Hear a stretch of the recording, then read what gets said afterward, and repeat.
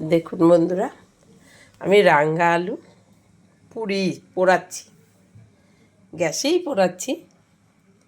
কি করবো, এছাড়া তো আমার। দেখুন আলু পোড়ানোটা আমার হয়ে গেছে। এই যে আলুটা গুলিয়ে নিয়েছি। দেখুন আমি এটা দিয়েছি গোলমরিচের গুঁড়ো,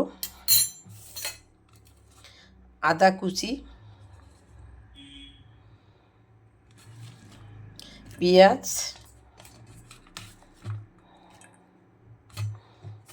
কাঁচা লঙ্কা, ধনে পাতা, বেসন,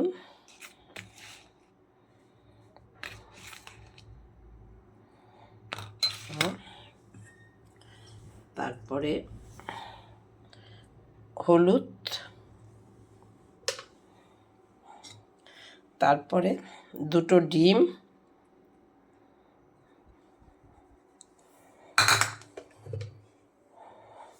সব শেষে নুন দেব স্বাদ মতো।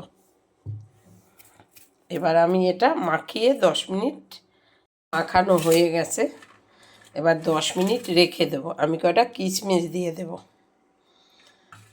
এটা দিলে খুব টেস্ট হয়। এটা আলুর পকোড়া করছি আমি। তেলটা গরম হয়ে গেছে। এবার এই দেখুন পকোড়াগুলো আর এইগুলো আলুর টিকিয়াগুলো সাজিয়ে নিয়েছি। এবার একটা একটা করে দিয়ে দেব।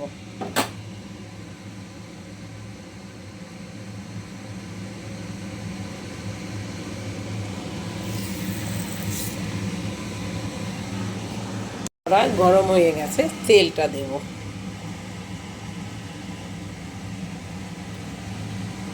তেলটা গরম হয়ে গেছে। এবার আমি আলুর টিকিয়াগুলো দেব।